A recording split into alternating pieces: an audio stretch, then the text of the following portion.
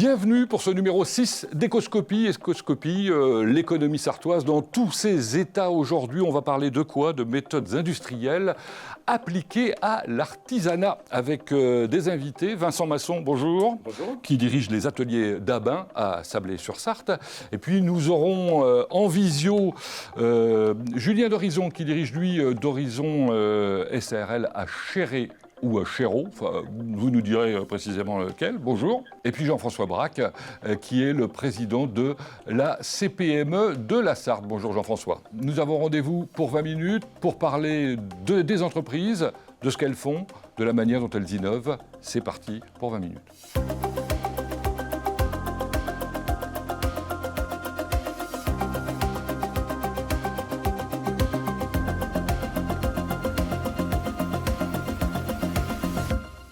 Alors je vous le disais il y a un instant, on va découvrir les ateliers d'Abin avec Vincent Masson. Alors Vincent Masson, on vous connaît un peu puisqu'on a fait une petite visite dans les coulisses. Exactement, il y a quelques années, effectivement. Il y a quelques années, on a découvert une entreprise en plein développement qui a été créée il y a fort longtemps. Oh, il y a plus de 90 ans, c'était à la fin des années 30. Ouais, 1937 pour être tout à fait précis. Donc je disais que vous étiez à Sablé-sur-Sarthe. Quelle est votre activité ? Alors nous sommes une entreprise artisanale, nous concevons et fabriquons des menuiseries aluminium, des ouvrages en acier, des garde-corps, des portails, des éléments comme ça. Moi j'imagine qu'à l'origine c'était pas des menuiseries aluminium parce que ça c'est arrivé plus tard. C'était de la serrurerie uniquement et on s'est développé en aluminium il y a une cinquantaine d'années. Vos clients sont très divers en fait, hein. Oui, vraiment, on travaille à la fois pour des particuliers, mais on travaille aussi pour des gros chantiers, des collectivités, des industriels.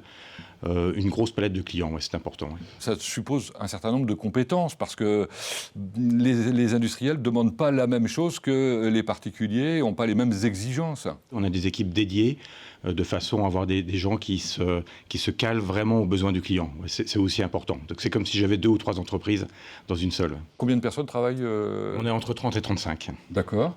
Des gens qui, pour un certain nombre, sont là depuis longtemps ? Certains sont là depuis très très longtemps. Et on a aussi des jeunes, donc on embauche à tout âge. J'ai une bonne partie de jeunes maintenant, mais des anciens avec beaucoup d'expérience, un savoir-faire remarquable. Alors, qu'est-ce qui fait votre spécificité par rapport à vos concurrents d'une manière générale ? Alors nous, on est une entreprise artisanale, on a des gens qui sont ancrés dans le territoire sabolien, qui ont un vrai savoir-faire, mais on a essayé de développer l'entreprise et de transformer l'entreprise en utilisant des outils. Alors moi, je viens de l'automobile, j'ai passé plus de 25 ans dans l'automobile, donc des outils un peu des grosses entreprises. On se dit, c'est pas parce qu'on est petit qu'on n'a pas le droit de les utiliser. Alors ça, c'est ce qu'on va développer effectivement dans la thématique de cette émission aujourd'hui, avec Julien d'Horizon, qui est d'ailleurs le président des métalliers de la Sarthe, hein, je crois. Hein, c'est ça, exactement, oui.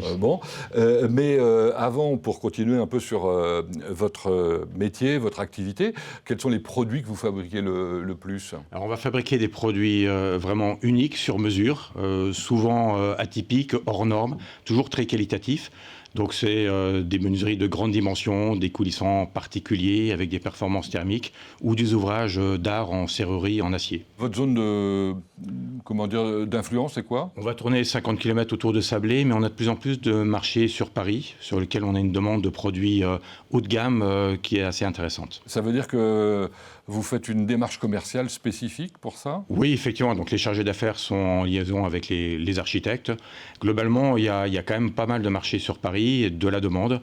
Après, c'est le succès qui ramène les autres affaires. Donc c'est vraiment du bouche à oreille et de la recommandation entre les uns et les autres. Très bien. Alors on va voir comment on fait effectivement pour améliorer ses performances, répondre aux exigences diverses, avec aussi Julien d'Horizon qui est avec nous. Donc, alors, je disais Chéréo, je suis un peu perdu. Dites-moi, quelle est la ville ? Chéré. Bon, d'accord. D'Horizon, c'est pareil, c'est une vieille entreprise, j'allais dire. Oui, 70 ans, créée par mon grand-père à la Ferté-Bernard en tant que serrurier de ville, hein, en ville. C'est installé là où on est en ce moment, en route du Mans, la route Paris-Le Mans, en 74.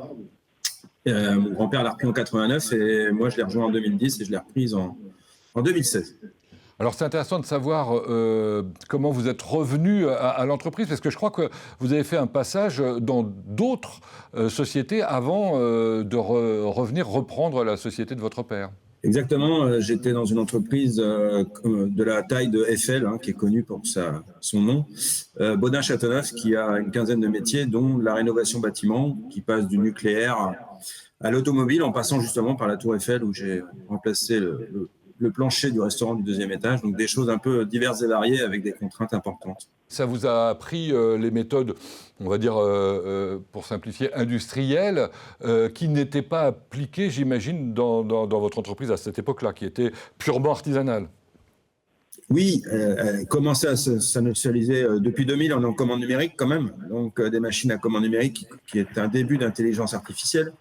Mais voilà, j'ai essayé d'adapter ce que j'ai pu apprendre pendant 6 ans dans des grosses sociétés à taille malgré tout humaine, familiale, chez D'Horizon au fur et à mesure des années depuis que je suis là en 2010. Alors, qu'est-ce que vous avez mis en place de différent, et j'imagine pour une meilleure efficience, une meilleure productivité ? Du digital, du partage de données entre salariés, de la diffusion sur les chantiers, rendre de l'autonomie à nos chefs, responsabiliser un peu aussi les équipes, continuer le numérique, qui maintenant s'appelle plus intelligence artificielle, c'est dans le temps actuel, mais voilà, les machines ont toujours communiqué entre elles. Elles étaient de 2000 et on les a renouvelées depuis 5 ans avec toutes les dernières technologies, que ce soit en découpe, où on aperçoit la découpe plasma, découpe perçage, sciage, chanfrein, fraisage, taraudage. On a changé récemment également notre machine principale de découpe, sciage, perçage, usinage, le profil. Et tout ça pour gagner, ne pas être en retard sur nos concurrents, exister toujours en tant qu'entreprise de 30 salariés, ne pas être en retard par rapport aux gros groupes. Ça veut dire des investissements lourds ? Oui, lourd, ça va jusqu'à des machines à 500 000 euros, voilà, qui peuvent aller jusqu'à 1 million si on les rend automatisés. Je manque de place pour les rendre automatisés entièrement, pour travailler la nuit. Donc on voit un peu le panel, on fait également de la métallerie bien sûr, donc tout ça ce sont des pergolas brise-soleil. On utilise nos commandes numériques justement pour optimiser notre outil de production et puis bien sûr des garde-corps. Tout votre parcours professionnel a été dans la métallerie et continue dans la métallerie. C'est pas du tout votre cas, Vincent Masson. Vous venez d'un autre univers et vous êtes arrivé dans ce nouvel univers. Il y a combien de temps d'ailleurs vous avez repris l'entreprise ? Il y a 7 ans, j'ai repris l'entreprise. Il y a 7 ans. Vous venez d'où ? Alors, je viens de l'automobile, Renault et Valeo, 25 ans. Vous avez copié un certain nombre de méthodes que vous êtes dit, on va pouvoir adapter probablement à notre métier. Oui, j'ai pas pu m'empêcher de venir avec quelques méthodes et puis de les mettre en place. Par exemple par exemple, tout ce qui est facture, la digitalisation de l'entreprise est une des premières choses qu'on a pu faire. Une facture qui arrive, elle va être traitée numériquement par un logiciel et arriver directement en comptabilité sans aucune intervention, sans aucune ressaisie. Autre exemple, le planning. On avait auparavant des plannings papier. Maintenant, c'est des plannings digitaux, collaboratifs, accessibles par tout le monde sur chantier, toujours à jour, en temps réel. Ce sont des choses comme ça. Ou des investissements de machines sur de l'aide à la manutention, des robots de pause, de façon à faire en sorte que les efforts de manœuvre soient les plus faibles possibles pour nos salariés sur chantier. Alors, in fine, ça apporte des gains de productivité, mais ça apporte aussi du confort pour les personnes qui travaillent. C'est des points ergonomiques et c'est extrêmement important. Parce que j'imagine qu'au départ, ça modifie aussi les habitudes. Bon, on va y revenir tout à l'heure parce que ça ne doit pas être obligatoirement simple. Je sais que dans le monde automobile, il y a une démarche qui s'appelle Lean qui a été mise en place et qui a prouvé, c'est Toyota qui avait dû lancer ça, je pense. Oui, c'est Toyota, comme beaucoup. Je crois savoir que vous avez aussi mis vous en place votre Lean particulier, on va dire. On a adapté, il y a plein d'entreprises artisanales de petites dimensions qui peuvent tout à fait appliquer ça. C'est une démarche très pragmatique d'optimisation de flux, de s'assurer qu'on a tout ce qu'on a besoin très rapidement, facilement, de recherche d'efficacité en permanence, de management visuel. Donc c'est facile à mettre en place. Effectivement, je suis rentré dans cette logique-là assez rapidement dans l'entreprise. Bon, tout à l'heure, on évoquait le fait que vous aviez de nouveaux marchés, alors notamment en région parisienne, et c'est peut-être des marchés auprès d'industrie, de marchés publics, de choses qui sont, on va dire, probablement beaucoup plus complexes et auxquelles les artisans ont du mal à se confronter en général. Ça suppose une manière d'aborder les chantiers différente. Oui, maintenant, je vais aller chercher des marchés de plus grande dimension face à des entreprises générales qui sont extrêmement structurées, comme FH, Bouygues. Donc, effectivement, il faut qu'on soit aussi structuré ou qu'on apparaisse aussi fiable qu'eux, en termes de tenue des délais, par exemple, ou de réponse à l'ensemble des questions. Donc c'est possible pour une entreprise artisanale de 35 personnes? Alors, c'est complètement possible et c'est à la portée de tous et il faut absolument y aller. C'est indispensable. Bon, ça veut dire quoi? Ça veut dire que vous êtes ISO machin, il y a plein de process qui se sont mis en place, de processus divers et variés? Pas forcément, les certifications sont longues, coûteuses et pas forcément demandées, ça viendra peut-être, mais mettre ces outils-là, se les approprier, mettre ça en place dans l'entreprise, ça suffit, ça fait déjà la différence. Mais je ne suis pas ISO et ce n'est pas forcément ce qui m'est demandé. D'accord. Je crois savoir que vous avez mis en place aussi les méthodes d'équipe projet, ce qui est assez différent de la manière dont ça fonctionnait précédemment. Oui, à partir du moment où on commence à être une trentaine de personnes, il faut travailler en réseau, vraiment en collectif. Et donc, c'est une façon de fonctionner avec des jalons, des projets, des étapes bien particulières. Ouais. Alors, j'évoquais il y a un instant le fait que ça bouscule peut-être les habitudes. Du côté de chez Julien d'Horizon, est-ce que ça a bousculé les habitudes, la manière dont vous avez managé vos équipes avec justement ces méthodes qui venaient d'ailleurs, quoi? Bah oui, et puis je rebondis sur ce que disait Vincent Masson. Effectivement, le mode projet, des fois, responsabilise un peu plus les équipes. Ça peut faire peur, mais c'est comme ça qu'on avance, c'est comme ça qu'on respecte des jalons, et c'est comme ça qu'on optimise l'outil investi. Et puis, c'est une image de marque des entreprises. Il faut respecter des délais, et c'est en mode équipe qu'on les respecte. Par exemple, dans les conséquences, là, on a vu que vous aviez fait pas mal d'investissements sur des machines un peu sophistiquées. Ça veut dire qu'il faut se former aussi à ces nouveaux outils. Le personnel, nous, on est sur une pyramide des âges un peu raisonnable, une quarantaine d'années, est assez sensibilisé au numérique et appréhende un peu plus vite qu'on peut l'imaginer. On se craint un peu tout ça et en fait, ça marche très bien.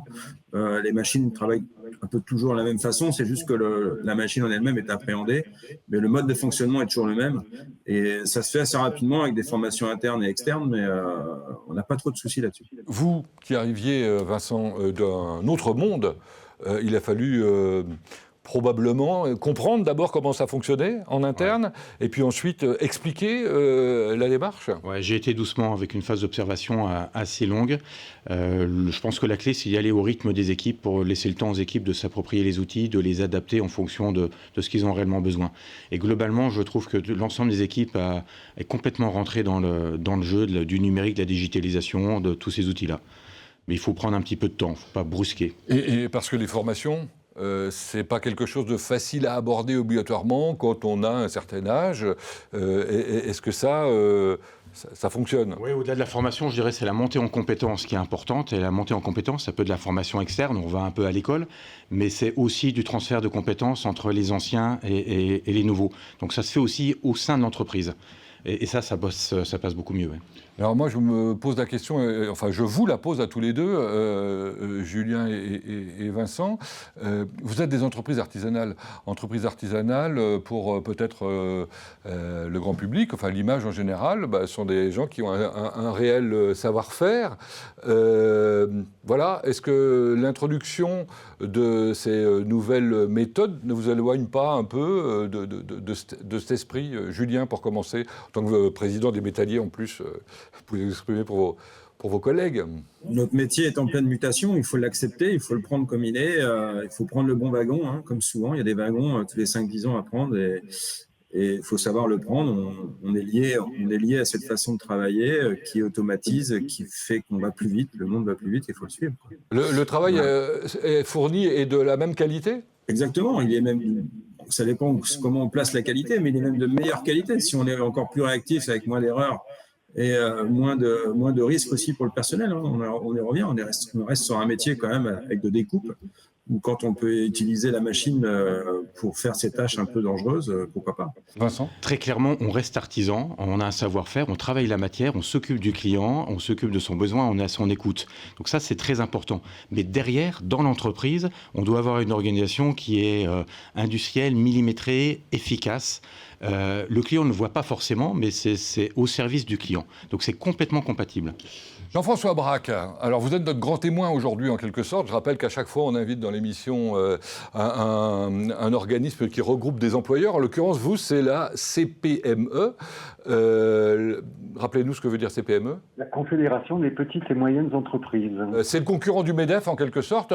Combien d'entreprises en Sarthe d'ailleurs adhèrent chez vous? Si on parle d'adhésion directe, on a actuellement 200 entreprises. Et sur les fédérations, si on les inclut, évidemment, on va aller à plus de 1000 entreprises.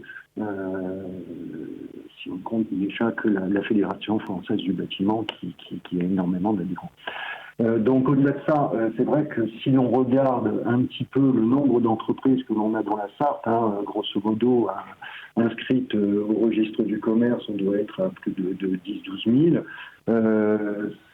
Ça ne fait pas une énorme représentativité et c'est un appel là que je fais à toutes les entreprises et les belles pépites comme celle de Vincent et de Julien à nous rejoindre pour gonfler un petit peu nos effectifs et continuer à défendre les entreprises familiales comme celle de Julien et de Vincent. Défendre, c'est une chose, mais aussi leur apporter des outils, de la réflexion, des échanges, etc.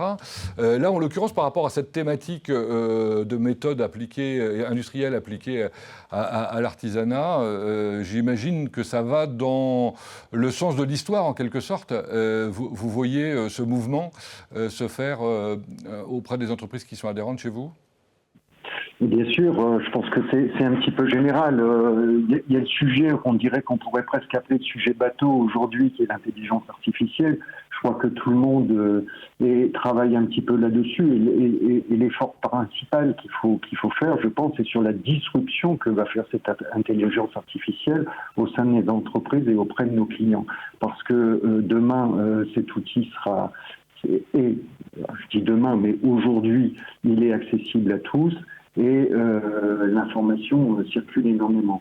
Donc on a énormément de moyens pour travailler là-dessus. Pour revenir à la CPME, il est vrai que on a un système qui est très coopératif au sein de notre union départementale, c'est-à-dire que ce sont, je dirais, nos adhérents qui informent nos adhérents. C'est un partage de valeurs, bien sûr, mais aussi un partage de connaissances. Vos activités d'une manière concrète, parce qu'on a bien compris. Alors il y a une newsletter d'abord régulière qu'Isabelle Le Tessier, votre secrétaire général, envoie toutes les semaines maintenant et qui donne pas mal d'informations. C'est toujours utile. Donc ça c'est la première activité, on va dire. Oui, elle a un beau succès cette newsletter. On l'a mise en place il y a 2 ans.